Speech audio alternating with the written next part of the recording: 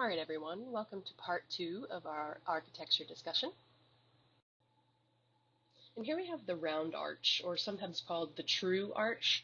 It was used by ancient peoples in Mesopotamia several centuries before the Common Era, but it was most fully developed by Romans, and they perfected its form in about the 2nd century BCE. So a round arch incorporates complex forces of tension, or pulling, and compression, or pushing. Um, so you can see the load, the gravity load, falls in the same place as it would have on a post and lintel on that sort of flat horizontal beam. But because of the rounded arch, the weight is sort of channeled outward and then down to the ground. So it can be a bit taller and span a bit bigger of a space.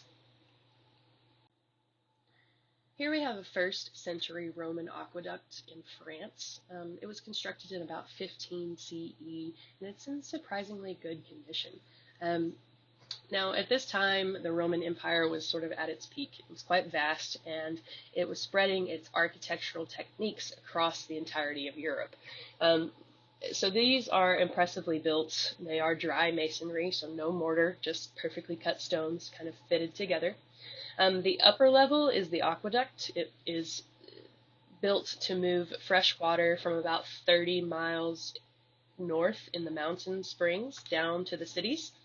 And so it has this consistent downhill flow for the water. It lowers about 1 inch every 33 inches, if that makes sense. So after conquering new areas, Romans would often often build aqueducts and roads to sort of benefit the local communities.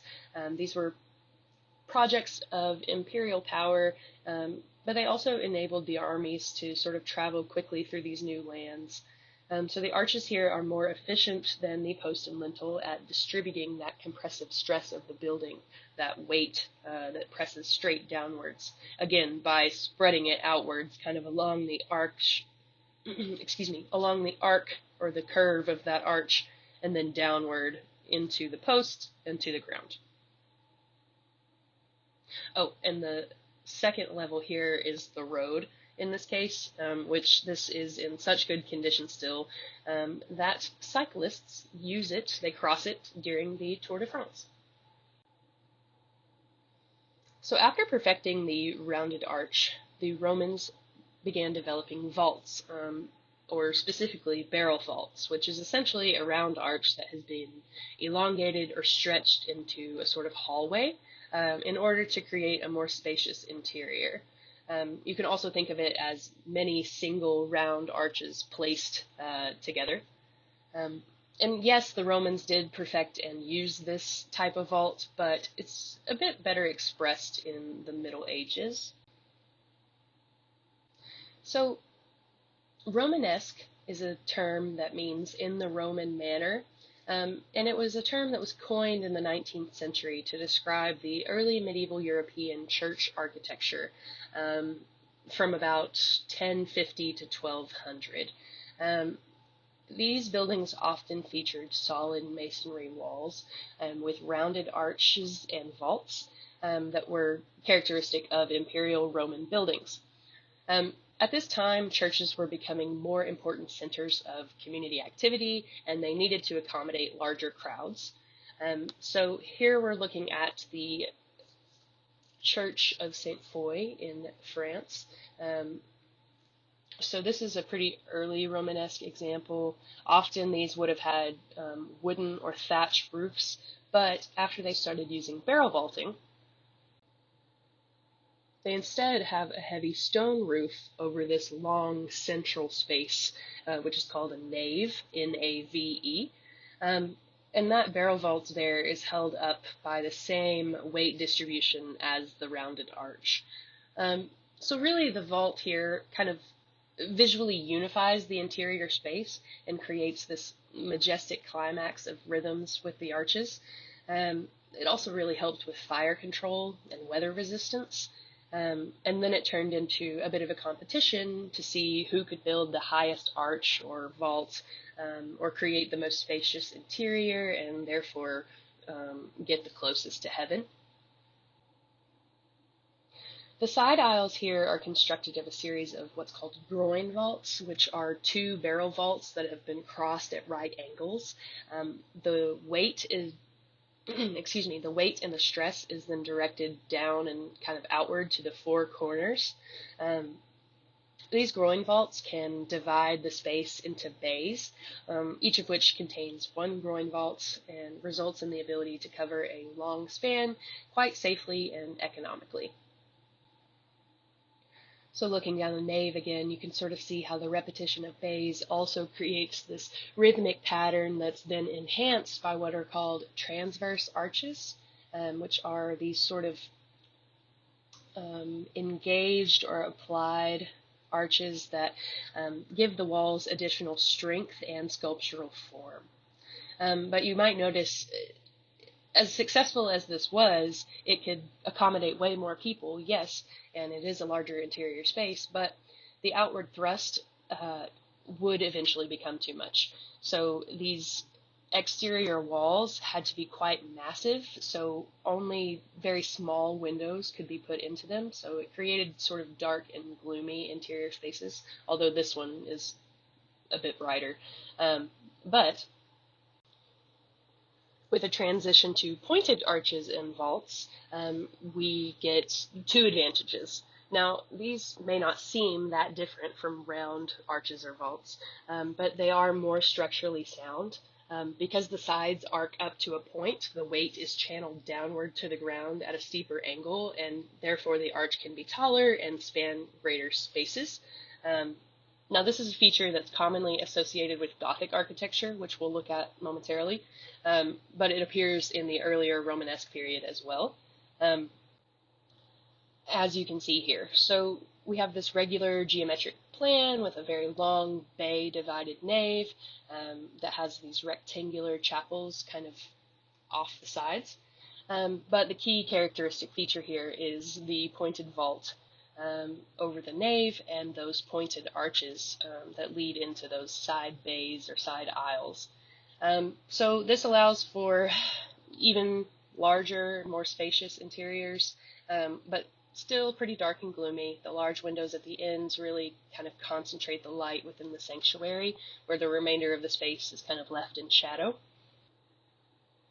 In the 12th century, the Romanesque Abbey Church of Saint-Denis was the national church of France. It was the home of the relics of the French patron saint Saint-Denis, as well as many French royals.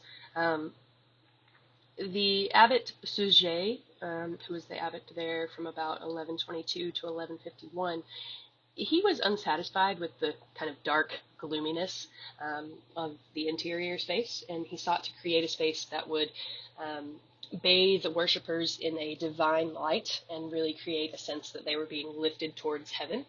But how could he do that? How could he add larger windows without weakening the walls and risking collapse? Well, first, he utilized pointed arches and vaults. These add a sort of strong upward or vertical visual interest and kind of add to that sense of being lifted upward towards heaven. And you might notice we have ribbing. So ribs are these kind of thin supports. So architects figured out that they didn't have to have heavy masses of material throughout the curve of the vault or arch, so long as the major points of intersection were reinforced. And so that's what the ribs serve to do there. Suger also designed what are called flying buttresses. These are external supporting structures that help transfer the weight of the roof outward beyond the walls of the vault. So the walls are no longer bearing the full weight of the building and therefore bigger or simply more in quantity. Windows can be used and allow more light into the interior space. And then you notice he's used stained glass, colored glass, to really make that light into a divine light. But we'll talk about the glass with 2.6. Here we have Chartres Cathedral in France, and here is where the Gothic architectural style was really codified. This is a 45-foot wide church with 120-foot tall vaults. Pointed arches and ribbed groin vaults rise from compound piers, and then flying buttresses are on the exterior to add additional support. And here are some illustrations kind of showing you the different parts. So you can see how the buttress here, this is kind of the external pillar support, and then this connector is the flying buttress, so the part that connects the roof or the wall of the vault to that external support. The ancient Romans also perfected the dome, or a curved vault, to cover interior spaces. So you can think of a dome as an arch rotated on a vertical central axis. If it's a round arch, it will create a hemispherical dome, which is the type of dome that's used here at the Roman Pantheon. This is a temple to Mars, Venus, and the divine Julius Caesar. The title, Pantheon, is a little misleading. Pan meaning every, and theos meaning gods. Traditionally, it was thought this was a temple dedicated to all the gods of Rome, but more recent evidence suggests it was really more associated with the divine authority of Roman emperors. Either way, we have this sort of classical Greek-style facade, this triangular pediment on columns over this kind of open porch, and then on the inside, you enter through 24-foot bronze doors into this giant rotunda or round building, with a bowl dome that rests on top. So here, the walls of the rotunda, or sometimes it's called a drum, are about 20 foot thick, and they're reinforced with additional brick piers and arches within the concrete themselves. So here the Romans are using sort of sheer mass to support such a large dome. This hemispherical dome is about 142 feet tall, and the rotunda itself is 140 feet in diameter. So a perfect sphere could, a perfect sphere could fit inside of this space. So it really creates this immediate sense of harmony and balance.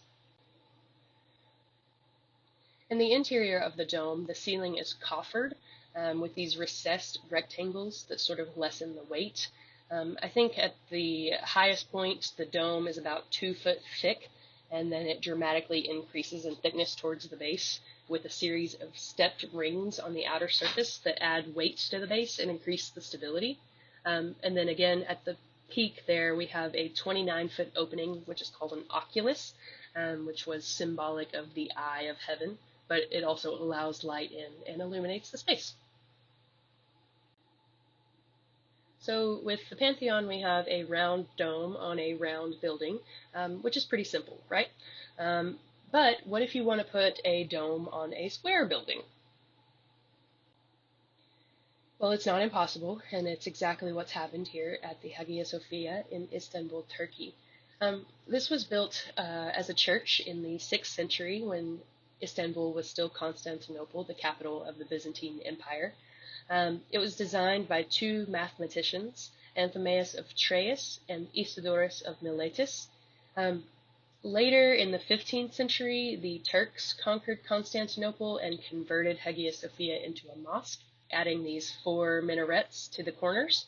And then in the 20th century, this building has become a museum. So it's gone from a Christian structure to a Muslim structure to now a secular structure. So sort of an interesting history there. But let's look at the dome on the inside. So the architects here had to figure out how to put a round dome on a square base. And you can really see around the base of the dome there how it's supported by rows of arches and how little material really connects the dome to the vault. Those windows there allow in light and really make it seem like it's simply floating above the entire space. So the dome here rises about 183 feet. It was so large and so tall that it was the largest interior space of any cathedral in the world for nearly 1,000 years. And prior to its construction, that title was held by the Roman Pantheon, so pretty impressive feat. So each side of this square building has a large round arch, and then between the arches where it connects to the dome, we have this kind of upside down triangular bit, and I don't know if you can tell, but it's actually concave, so it sort of curves backward. These are called pendentives, and they're just, again, triangular sections that help create a smooth transition from the rectangle of the building to the round dome.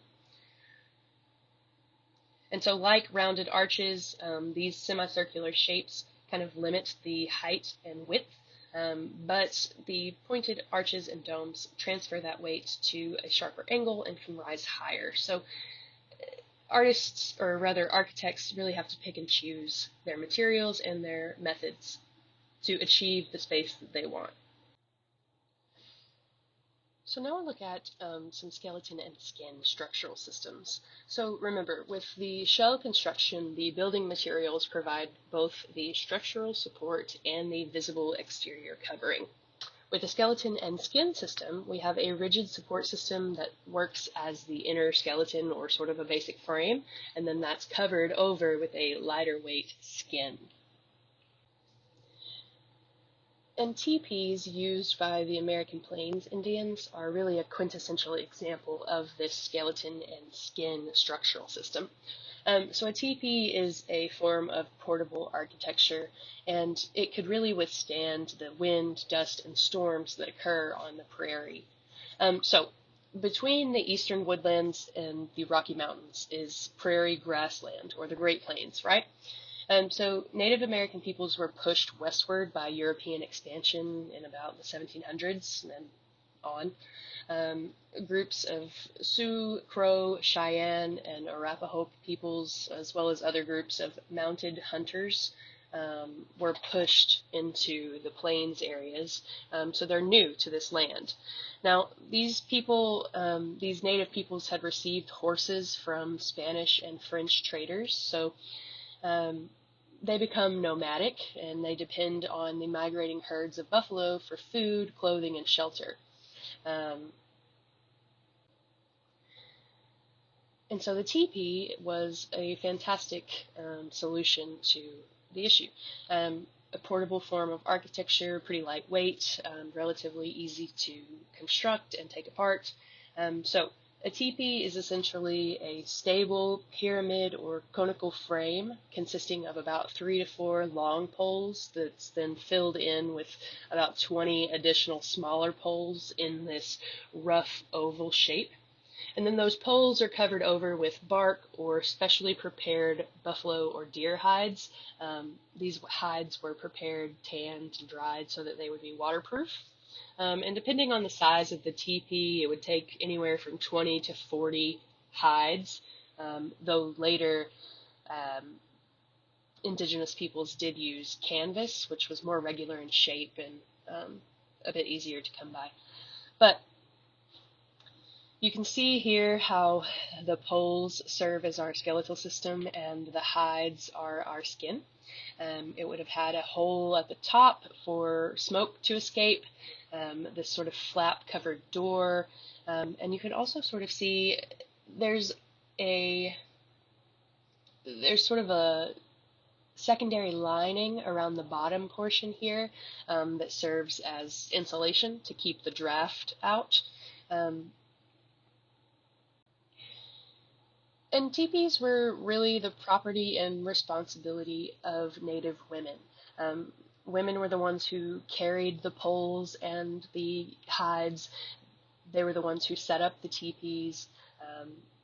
And several Blackfoot women could set up a huge teepee in less than an hour. So again, portable and relatively quick to assemble and disassemble. You might be able to tell in the picture on the right, there are some patterns or designs on the exterior of the teepees. So typically these would have been decorated with patterns that varied according to nation, family, and individual. The bottom part of the teepee was traditionally covered covered with traditional motifs. And then as it went up, they became more personal images. In the 19th century, the common shell system began to be replaced by skeleton and skin systems on both a grand public and smaller domestic scale. In 1833 in Chicago, the balloon frame construction was invented, which is a true skeleton and skin type of construction. And really it developed out of two innovations. First, the improved methods for milling lumber, and second, the mass production of nails. So with balloon frame construction, builders create a framework or skeleton by nailing sturdy but lightweight wooden boards together, and then they add a roof and sheathe the walls in clapboard, shingles, stucco, or whatever. And so this is a relatively simple form of construction. It's still the most common type of domestic construction in Western countries. Around this time, engineers also discovered that by adding carbon to iron, they could create a much more rigid and strong material, which is cast iron. So in 1851, the City of London sponsored an exhibition called The Works of Industry of All Nations. Joseph Paxton, who was a greenhouse designer in London, built a temporary structure for this exhibition in Hyde Park, known as the Crystal Palace. So this is a skeleton of cast iron that held huge iron-framed glass panels, the biggest glass panels that could be made at the time. The structure is about 108 feet tall, and it covered more than 17 acres. It was constructed with prefabricated materials. So the cast iron skeleton pieces, the wooden ribs and bars that were added for supports, all of those were pre-made, and so that allowed the builders to put everything together in just 16 weeks, so less than 9 months to build this huge structure. It was originally meant to be temporary, but it was so well received that it ended up being taken down, moved, and reinstalled in another location, where it stayed for, I want to say, about 50 to 75 more years. Eventually it burned. But this is really paving the way from 20th to 21st century architecture by demonstrating that so long as the skeleton was firm, the skin could be light and non-load bearing entirely. And just a few decades later, at the 1889 Universal Exhibition in Paris, the French engineer Gustave Eiffel constructed this, the Eiffel Tower. He used cast iron in a new sort of lattice beam construction technique to produce a structure of maximum rigidity with minimum weight. He exploited the way that the beams or girders were used to brace against each other in three-dimensional space to create this monument to France's superior engineering, technology, and industrial knowledge and power. The Eiffel Tower is 984 feet tall, which at the time of its construction was the tallest structure in the world by far. Now notice we have our skeleton, but no skin this time. This is completely uncovered. Wind can pass through it, which is great considering how tall it is, right? It cost about $1 million to make, which was totally unheard of for those times. But again, very important for future architectural structures. A skeleton without any kind of cosmetic embellishment, no glass or anything, just clean lines, symbolic of the industrial age, and it really showed that metal could make a beautiful product and that it could provide the framework for a very large self-sustaining, permanent structure. So around the end of the 19th or the beginning of the 20th century, modern cities needed new buildings for industry, transportation, commerce, and living. But the rapidly rising cost of urban land was creating a problem. So they had the idea maybe we should build upwards instead of outwards. But how do we do that? Well, they needed two inventions. First, the invention of steel frame construction, which is still a skeleton and skin-based system, but it uses prefabricated steel as the frame. So steel is a strong and cheap alloy of iron, and so for this type of construction, builders would first create a steel cage that would carry the entire weight of the building.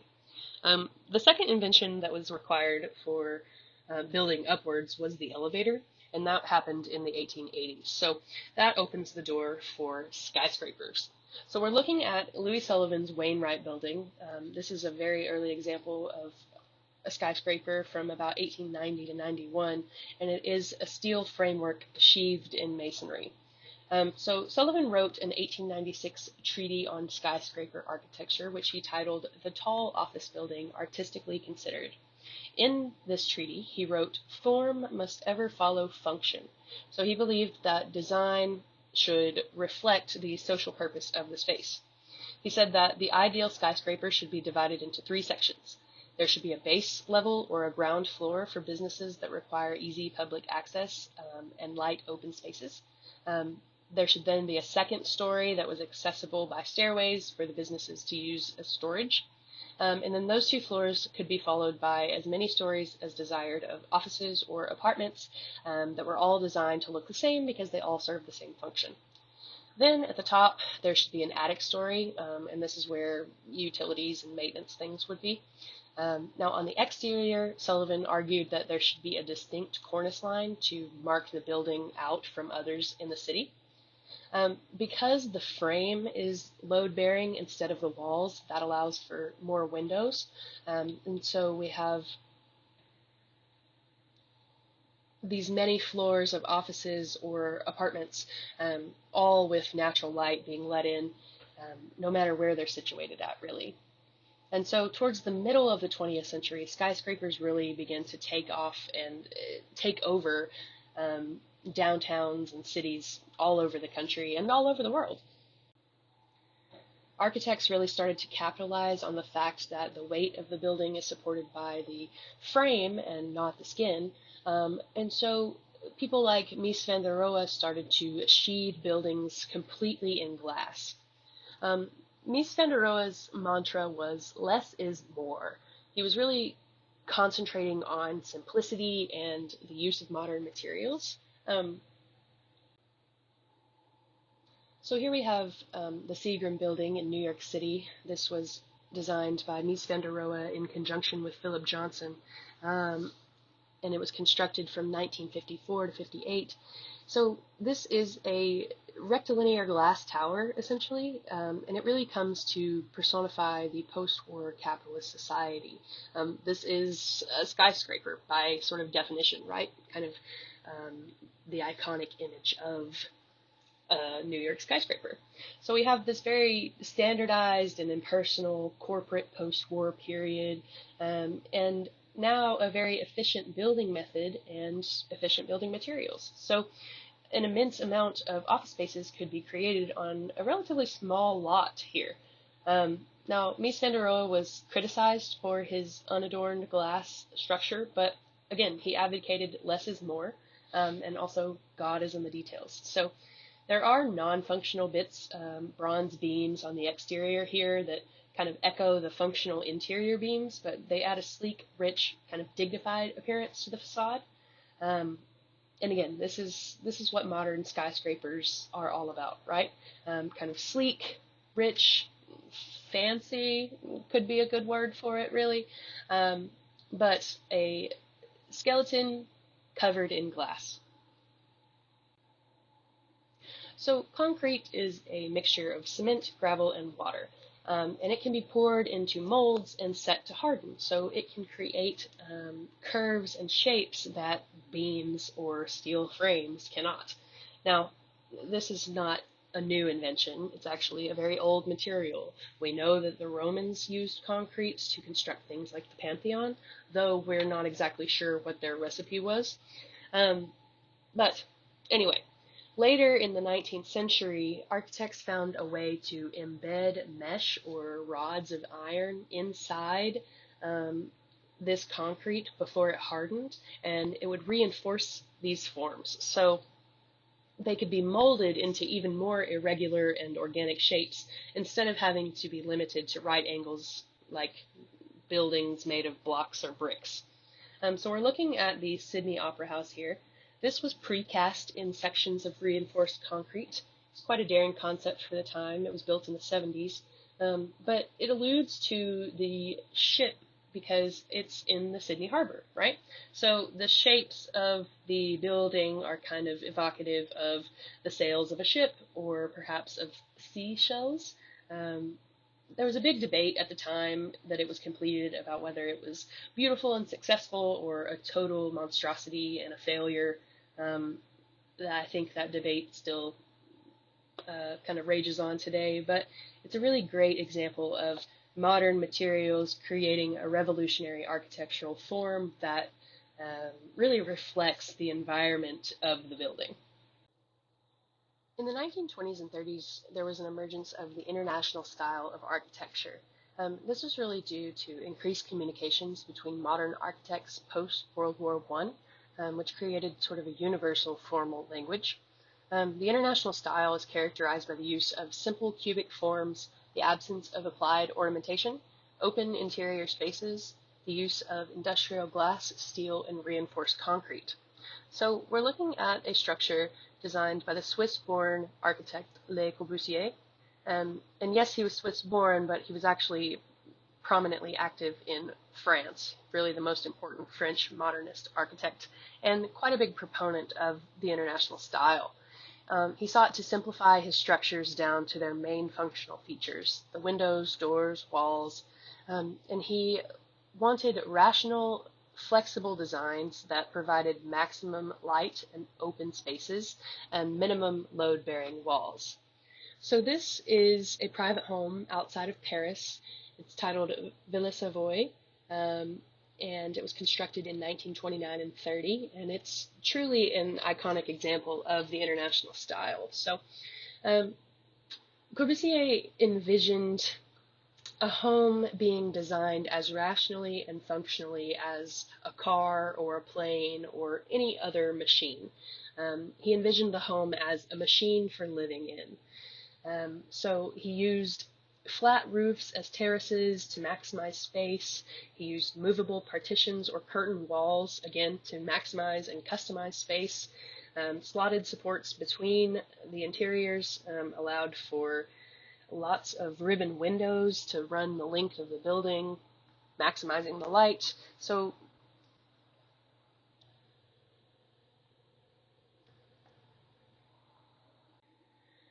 similarly, we have Frank Lloyd Wright, an American modernist architect. He's probably the most important American modern architect and one of the most influential modern architects around the world in the 20th century. Wright combined modern materials and technologies with his love of nature and organic materials. So here we have the Edgar Kaufman House in Pennsylvania. It's titled Falling Water, I think quite appropriately. And it's really one of the best examples of Wright's beliefs that a building should not sit on the landscape, but coordinate within it. So Edgar Kaufman commissioned Frank Lloyd Wright to replace his family summer cottage at this site with a natural pool and waterfall. So Wright not only built his new home at the requested site, but he actually built it into the requested site. So it's built into the cliff, kind of overhanging the pool there, and it allows the waterfall and the stream to flow under and around the structure. There was a large boulder that the family had used to sunbathe, and Frank Lloyd Wright turned that into the central hearthstone of the fireplace. He uses the natural stone slabs as cantilevers and then echoes those with reinforced concrete cantilevered terraces that project from the core of the structure up to 18 feet out. So cantilevering simply means that it's attached at one end but not the other, so it projects out over empty space. And really, it's sort of defying gravity here, and it echoes the landscape. There are also long bands of windows and glass doors that allow for expansive views and really unite the home with the surrounding natural environment, with the forest and the water. So it's really a testament of ideal living in harmony with nature. And here we have another structure designed by Frank Lloyd Wright, though quite different from his Fallen Water. This is the Guggenheim in New York. So originally this was the Museum of Non-Objective Art. It was built for Solomon Guggenheim's collection of modern art, so now it is simply called the Guggenheim Museum of Modern Art. It was begun in about 1943 and completed in 1959, and Wright's design really challenged the traditional museum. So most often museums are built in sort of classical temple styles with ionic columns and pediments, but instead Wright has used an organic spiraling shape. So the gallery spirals downwards from a glass ceiling and wraps around a 5-story atrium. Wright intended visitors to enter the building and take the elevator all the way to the top, and then walk down the spiraling kind of, not really a stair, ramp, I suppose, and walk down through all those galleries. So he's really envisioning the function or the purpose of the space and incorporating that in his design. And then on the exterior, he wanted it to contrast with the surrounding skyscrapers, which its organic shape really ensures that it does. And here we have the other Guggenheim. So this is the Guggenheim Museum in Bilbao, Spain. It was designed by the architect Frank Gehry in 1993 to 97. So architecture was transformed even more in the 70s and 80s when computer technology was advanced enough that architects could use design programs. So here we have a very sort of powerfully organic sculptural structure. This is a steel skeleton with a very thin titanium skin. It sort of shimmers this silver gold color in the light. It also sort of looks like a ship in a way, although it's rather abstracted, but again, it's referencing its environment. The shipping industry of the city of Bilbao was very important, so kind of echoing that in the forms here. It took Gehry 4 years to finish this design, even with the aid of the computer. So again, construction has reached yet a new level, and we'll look some more at some more contemporary architecture when we talk about themes and things, but we'll stop here for now.